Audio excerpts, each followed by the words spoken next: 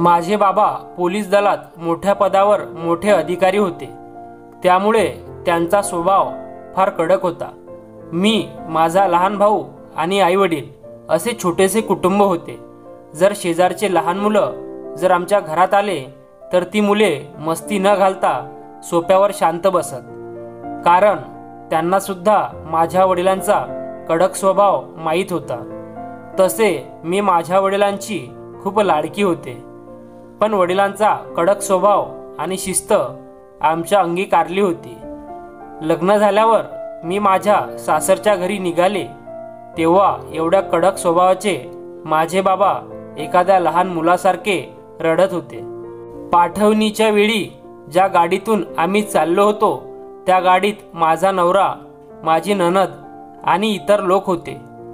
त्यानंतर तिथे एक मुलगीही आली. ती मोठ्या अधिकाराने ड्रायव्हरच्या बाजूच्या सीटवर येऊन बसली. घरी आल्यानंतरही ती मुलगी इकडून तिकडे करत होती.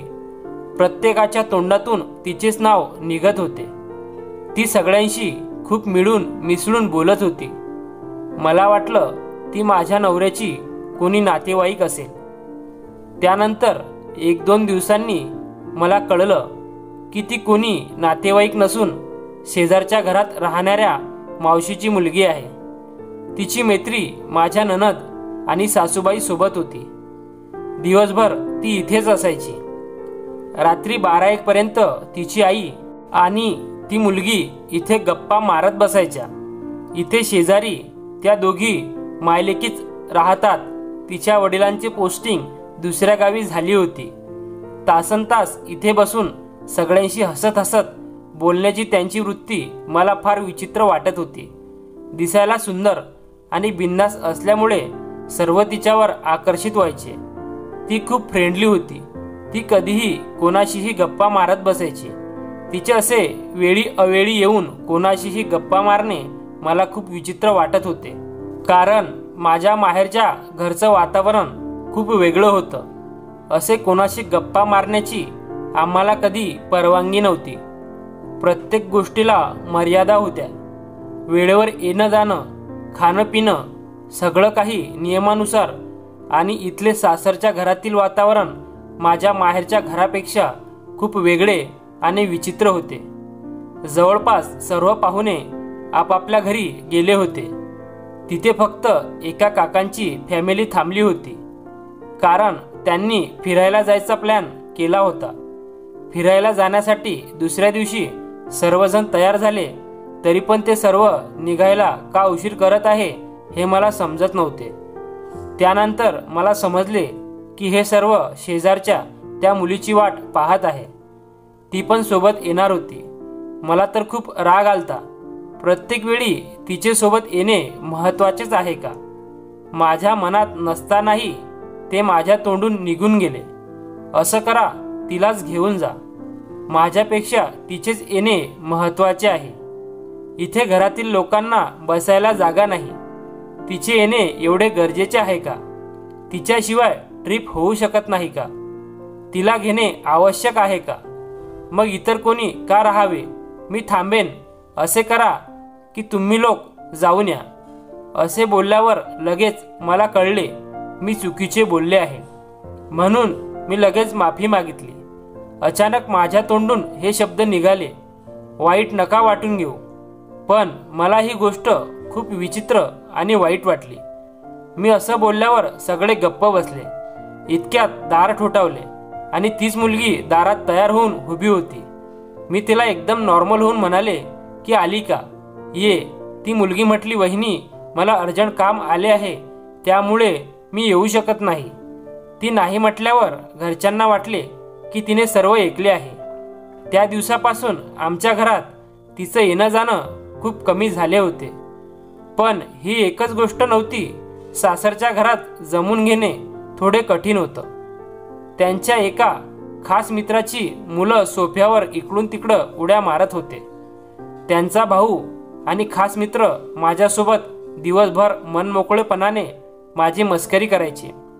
तसेच मुलांचे सतत सोफ्यावर उड्या मारणे हे सगळं मला खूप विचित्र वाटत होतं. पण मी तरी कशाचा विरोध करणार? दिवसामागून दिवस निघून गेले आणि मी शांत बसायला शिकले होते. मन गुदमरत होते. घरातील लोकांना वाटले की नवीन नवरी आहे, माहेरची आठवण येत असेल, नंतर तिला इथे करमून जाईल. काही दिवसांनी माहेरी जायची वेळ आली. माहेरी गेल्यावर माझ्या आईला माझ्या चेहऱ्यावरून अंदाज आला की नक्कीच काहीतरी गडबड आहे. आई म्हणाली, तिथे सर्व काही ठीक तर आहे ना? जावाई, सासू सासरे कोणी काही बोलले का तुला? तुझा चेहरा असा का पडलेला आहे?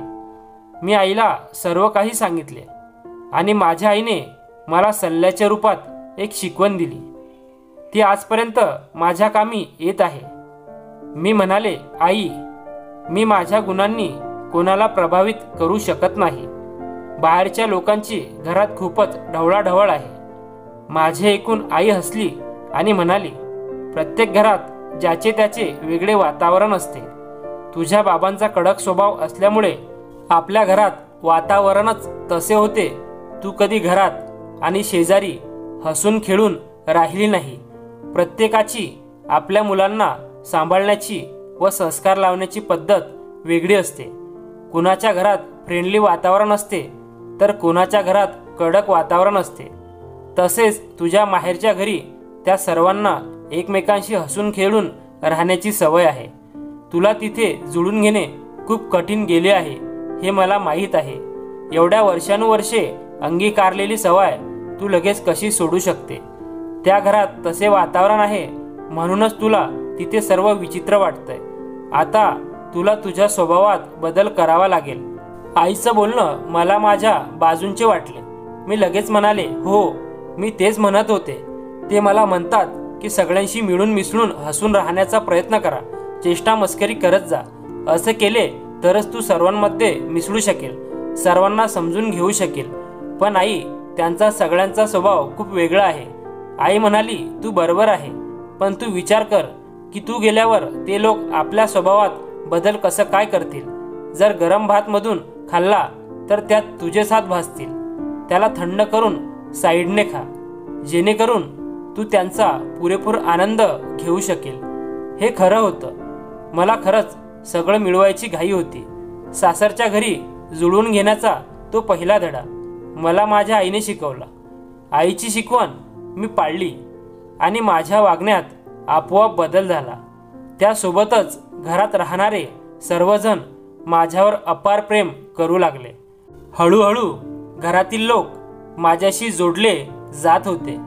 आजही जेव्हा मला एखाद्या नातेवाईकाच्या घरी गेल्यावर अस्वस्थपणा जाणवतो, तेव्हा मला आईने दिलेला धडा आठवतो. प्रसंगी सर्वांशी हसून खेळून प्रेमाने वागा. इतरांच्या समस्या समजून घ्या. त्यावर आपल्याला उपाय शोधता आला पाहिजे. माझ्या आईने मला दिलेला पहिला धडा माझ्यासाठी अमूल्य होता.